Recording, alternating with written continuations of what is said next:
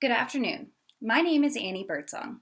I am currently a senior at Texas A&M University Commerce, where I am completing my Bachelor's of Applied Arts and Sciences in Organizational Leadership. This presentation documents my growth and development as a leader that I ascertained through the courses required for this degree. I began my college career in 2007, fresh out of high school, as most high school seniors do these days. However, despite the potential I possessed, I was not prepared to take my coursework seriously. I began studying biology at Shippensburg University of Pennsylvania and ended up withdrawing in 2011 after my senior year with a poor GPA and nothing to show for my efforts, or lack thereof. I did learn quite a bit from the classes I enjoyed and still have an interest in biology, evolution, ecosystems, and how these sciences come together.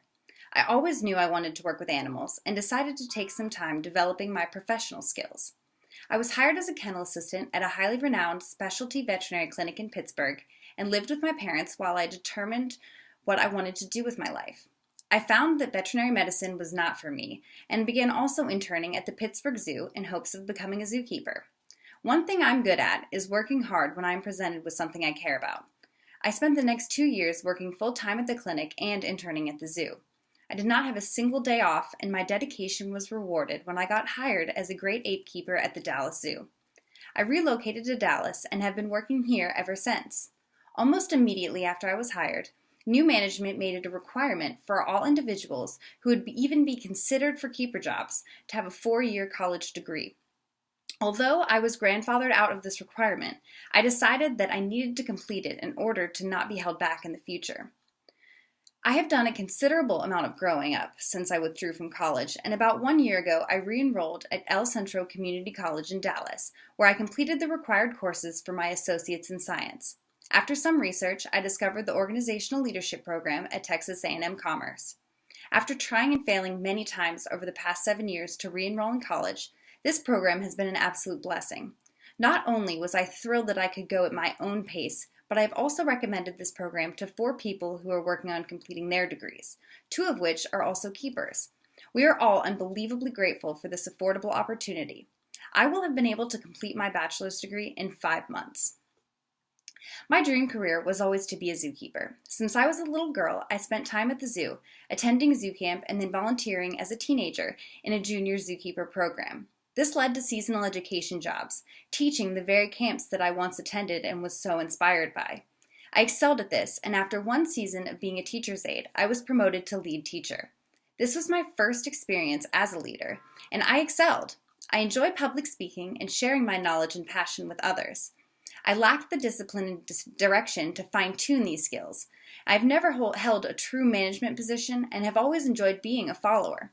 However, my followership skills have always been excellent, and unbeknownst to me, I have been shaping my skills as a leader this whole time. Now that I have achieved my dream, I realize that my potential is just beginning to unfold. I really had no idea of my true ability until I began my journey through organizational leadership. I selected this major due to the short terms, affordable cost, and its application to any field. Not only have I developed my leadership skills, but I've unlocked so many abilities that I didn't even know I was capable of. The most eye-opening course was indeed Issues in Organizational Leadership. I had never before considered that there was a distinct difference between a leader and a manager. I began to see everything around me, especially at work, in a totally new light. I had never considered myself to be a leader before, and I started to see the areas in which I was actually exhibiting leadership qualities. I always had some disdain for authority in individuals in management positions, and I saw effective leadership around me, but lacked the terminology to describe it or even recognize it for what it was. I knew of leaders I admired, both in my professional setting and globally, as well as leaders I saw to be ineffective. The term leadership has become a powerful term to me now, and I see it all around me. I now recognize leadership in my colleagues and peers and have so much more appreciation for it. In this course, my leadership journey truly began. I realized that leadership was so much more than a title, and I started to understand the decisions of my superiors at work and see the reasoning and methodology behind them. I learned to recognize the different kinds of power available and could attribute each of them to leaders in my organization. This was also my first exposure to leadership theories, which put definitions to concepts I had only sensed. Issues in organizational leadership required that I design my own personal leadership plan. This was an extremely introspective project. Reading back through the plan, I can see my growth. The main focus of my leadership plan was addressing my confidence and assertiveness. I tend to be very submissive and never stand up for myself, and my communication skills were lacking. Amazingly, through the following coursework, I discovered my voice. Data-driven decision-making 1 and 2 were a combination of the most fascinating and most dreadful courses of this program. I was already put off by the word data, and my fears were confirmed that numbers would be present in this course. Upon reading Numbers Rule Your World, my mind was blown. I started to see data collection everywhere. I saw it in my browser history, in the products on the shelf at the grocery store, in my Netflix queue, and even in the social media usage of the Dallas Zoo marketing department. The curtain had been drawn, and I could see how my daily decisions were influenced and how they influenced the decisions of businesses. This was very Orwellian, fascinating and terrifying, yet artful. One thing I had never expected was to correlate organizational leadership with biology, but data-driven decision-making is where I began to see these similarities. The development of trends follows closely the same general principles of Darwinian evolution. This I could not get enough of. Excel spreadsheets, however, I hope to never see again. Either way, I definitely learned some valuable information about data collection, and I see how crucial it is to progress. Data collection is one thing I am very familiar with, and I didn't even realize how much I had utilized it. At work, I document information about the animals in my care daily and have developed graphs and identified trends that have helped me better understand their behavior. Thanks to this class, I have developed the first visual documentation system of mandrill estrus cycles. Understanding data made this possible. My leadership skills and understandings were just beginning to develop. Behavior, ethics, and leadership helped me to truly understand who I am as a leader, what my values are, and how to properly maintain them. I deal with ethics on a daily basis. I work in a field where my well-being comes second to the animals I care for. I was surprised by what I learned in this course, and it was not exactly what I had expected. I anticipated a human resources-esque code of conduct to be straightforwardly defined. However, this course contained the guide to developing such codes. I really appreciated the open-ended freedom put forth with these virtues, and I was presented with the tools to further develop my own moral identity. The coursework was much less subjective than I anticipated, particularly in the framework of recognizing and dealing with ethical issues and how it closely resembled the scientific method. In addition, I was pleasantly surprised to see Kant's categorical imperative presented in this class. My last course required from El Centro to complete my associate's degree was Introduction to Philosophy, so this principle was fresh in my mind and gave me a more objective view of my own virtues. The case studies that were required for these classes were very interesting, and I was able to apply what I'd learned from data-driven decision-making to understand and analyze the outcome of these 2 cases. I also came to appreciate real-world application of effective leadership as demonstrated by Carlos Ghosn and the Nissan-Renault merger. Leadership Theory 1 was probably my favorite course. Upon reaching this class, I felt that I had truly fostered an understanding and appreciation for leadership and its application. This course required that I conduct a SWOT analysis on a real organization. This was my first introduction to SWOT analyses, and it proved to be a valuable tool in appraising an organization. For this project, I performed a SWOT analysis on GRACE, the Gorilla Rehabilitation and Conservation Education Center. GRACE is a nonprofit organization that the Dallas Zoo directly supports and one for which I have immense respect. Boots-on-the-ground conservation organizations have always been somewhere I could see myself working, but I didn't ever expect to have the leadership skills required to do so. This assessment came so easily to me, and I was able to see every facet of the organization for what it is and even develop a plan for how it could improve. Leadership Theory 2 required that a process improvement plan be developed for the organization. My research for the SWOT analysis led me to notice that Grace had an unused Instagram account. I created a plan for it to be updated by a volunteer at the Dallas Zoo, myself, and developed a step-by-step process for doing so. I alerted my curator, who has a working relationship with Grace, and he notified their leader. I was contacted by Grace, and my plan was put into place. This enabled me to see the entirety of the change process from start to finish. The next course, Leading Change, allowed me to put my newfound understanding of change to work at work. I created a change management plan for training reports. Zookeepers do not only provide daily care for our animals, but also utilize operant conditioning to train behaviors that help with veterinary care and husbandry.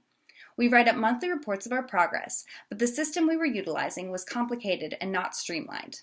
By using the format presented in the class, I was able to develop a new system to write and submit our reports that allowed all parties involved, my coworkers, our supervisor, the curator, and the new zoo behaviorist, to be on the same page about training progress.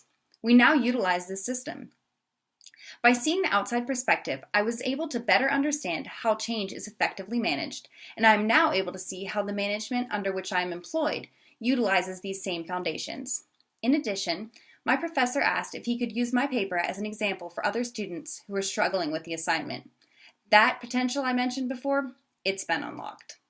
Finally, I had reached the Capstone courses, the first of which required that I interview 2 leaders in local organizations and analyze their leadership tactics. I interviewed the primate and carnivore curator at the Dallas Zoo, Keith Storieski, to whom my direct supervisor reports. I was very eager to conduct this interview, now that through this coursework, I can see how he is effectively utilizing all of the principles I have been studying. The interview proved to be even more enlightening than I imagined, and I was given new perspective on the management and leadership processes being implemented at the Dallas Zoo. I took this information and put it towards my next assignment, which was a strategic analysis of the Dallas Zoo as a whole. It was amazing to put everything I had learned together into one 34-page paper and see the organization for which I work in all of its dimensions. This allowed me to better understand the big picture, rather than only seeing my point of view as a keeper. I could now visualize the Dallas Zoo as the organizational structure it is, and it presents itself like a biological organism. An individual cell is self-sustaining, but would be useless on its own. Cells make up organs, which together make organ systems, and these systems work together to create a living organism. Just as a cell is useless on its own, a collection of cells making up a heart have no purpose unless part of a larger cardiac system. Still, an organ system requires synthesis with other organ systems to come together and sustain life, as the cardiac system relies on all other systems, such as the respiratory system to obtain oxygen, to properly function. An organization like the Dallas Zoo is no different, and as each cell is invaluable for the continued success of the organism, each individual person is invaluable to the continued success of an organization. In biology, when a virus is introduced to an organism, the collection of systems works together to rid the body of the invading infection. The infection either spreads and overtakes the organism, leading to its demise, or the body fights it off and develops antibodies to prevent the virus from returning. This biological metaphor accurately depicts organizational change. I did not actually expect to get as much out of the organizational leadership program as I did. I entered the program eager to finish and saw it as the most affordable and effective opportunity to obtain my bachelor's degree. However, what I obtained from these courses was life-changing. My confidence has grown immensely. I have also started to better understand my supervisor's decisions and have been able to become a better team player. I now recognize my part and influence in everyday decisions and how my attitude affects others. One thing I have been actively doing is speaking up. This has made a tremendous improvement in my relations with others. Even though I force myself to start conversations that used to make me very uncomfortable and I thought would lead to my coworkers disliking me, I have actually found more harmony in the workplace. I even feel that my coworkers respect and look up to me more, and I know that by continuing to work at these principles, I can be capable of anything. I thought I had achieved my dream career, but now I see that my journey is only just beginning. Once I turn in this presentation and hopefully earn my Bachelor's of Applied Arts and Sciences, I plan to start studying for the law school admissions test and take it in June. I have been developing more professional relationships with the leaders in my organization, and I know that this will lead to excellent letters of recommendation for when I apply to law school. I am so grateful for the knowledge I have gained through organizational leadership, and I know that these skills will be invaluable throughout law school and into my professional career. I plan to hold on to all of these projects and notes that I have taken throughout the courses and intend to reflect on them often. In order to grow, I must never become complacent and rest on my laurels. I have seen so much growth in myself the past 5 months, and I can only imagine how much more I will develop if I continue to practice effective leadership. I now see leadership as a transformational process with no true ending or mastery. As long as I am willing to learn, I will continue to improve. Thank you.